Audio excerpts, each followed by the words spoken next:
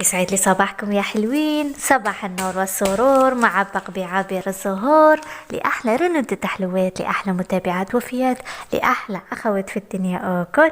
وش راكم؟ إن شاء الله تكونوا لاباس. اليوم رندتكم طلت عليكم إنه فيديو جيسبر يعجبكم إن شاء الله. قبل ما نبدأ صلوا وسلموا على نبينا، اللهم صل وسلم وبارك على حبيبي وقرة عيني محمد.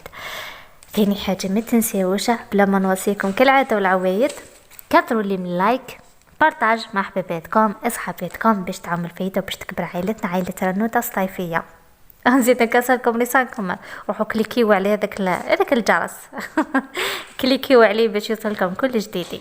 داكور حبوباتي، نروحوا يا الزينات ونبداو على بركة الله في موضوع اليوم، واللي هو علاج السعال، الكحة والبلغم، المشاكل كامل تاع الجهاز التنفسي بثلاث مكونات طبيعية متواجدة في أي بيت جزائري، والنتيجة مضمونة بإذن الله. 3 جور 4 جور بإذن الله راح تكون نتيجة هايلة.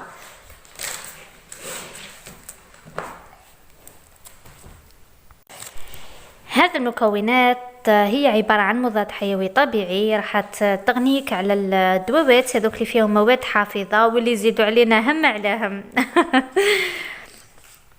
المكونات واللي هما حبوباتي كما راكم شايفين، عندنا سنينات ثوم على حسب الحاجة، نص حبة قارص ولا حبة قارص على حسب الكمية وعلى حسب كما تحبين انتي يا حبيبتي، مش لازم يعني تتقيدي بوش عطيتك انا. وعسل حرة، لازم تكون عندك عسل حرة، لانه هذا المكون عفوا اساسي ما نقدرش نستغناو عليه في الوصفة هذه، لانه فيه فايدة بزاف كما عن بالكم. العسل الحرة بلا ما نطولوا في الموضوع، قلت لكم حبوباتي نحتاجوا سنينة ثوم ونحتاجوا عسل قارص ونحتاجوا عسل حرة. هذه المكونات الثلاثة بإذن الله راح يكون لهم تأثير فعال في محاربة التهاب الحلق واللوزتين. هذه الوصفة بإذن الله راح تقضي على الشيء هذا. تابعوني حبوباتي للأخير باش تفهموني وباش تكونوا كامل في الصورة. هنا كنت يا زينات عصرت حبة قارص وسكرفشت هذاك سنينات، احتجت وحده برك لانه السنينه هذيك كبيره، يبان استغنيت على زوج الاخرين. ونحتاجو ثاني العسل الحرة كما قلت لكم، ندي منها 2 مغارف ممسوحين، ونخلطوا بيان المكونات 3 في بعضهم. عصير قارص نص حبة قارص، عصير حبة قارص نديو تاعها العصير ونقيوه من هذوك البذور ما نحتاجوهمش، نسكرفجوا عليها سنينة ثوم كما راكم شايفين حبوباتي حتى يمتزجوا مع بعض، وحتى العسل هذاك يدخل معاهم ويذوب. ان شاء الله برك تكونوا فهمتوني، راني نخلط فيه باش نعتو لكم. هذوما 3 مكونات والله مضاد حيوي طبيعي وهايل. راني نستعملوا الاصيل كما قلت لكم حبوباتي، لا دوز على حساب الاشخاص من الصغير للكبير يا خي.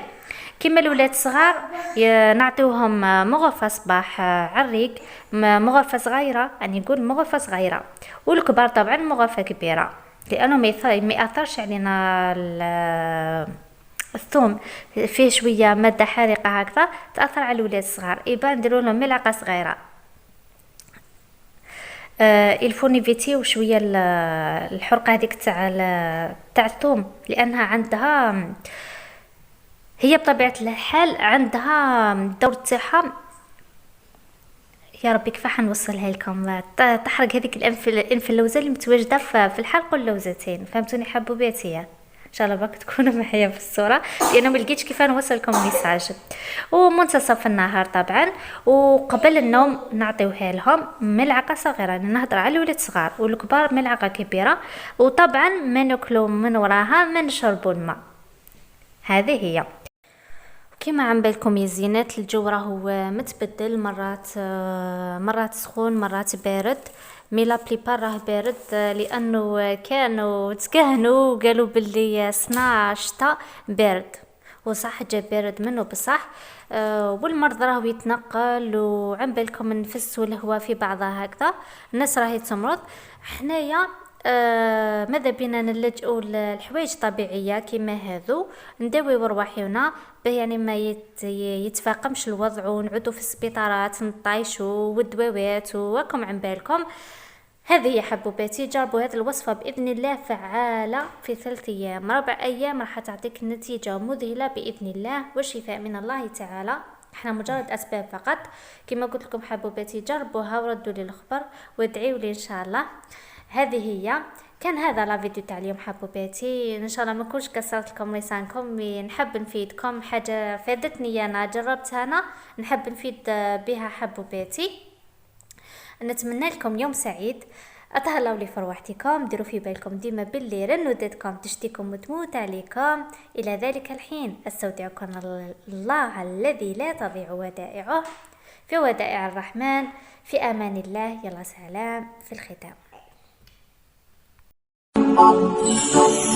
آمالنا نهرا تسيل عذبا كماء السلسبيل، ومذكرات في الحياة منها ارتوى جيل فجيل. آمالنا نهرا تسيل عذبا كماء السلسبيل، ومذكرات في الحياة منها ارتوى جيل فجيل. بالعزم هيا نمضي سويا، نسمو ونرقى فوق الثريا.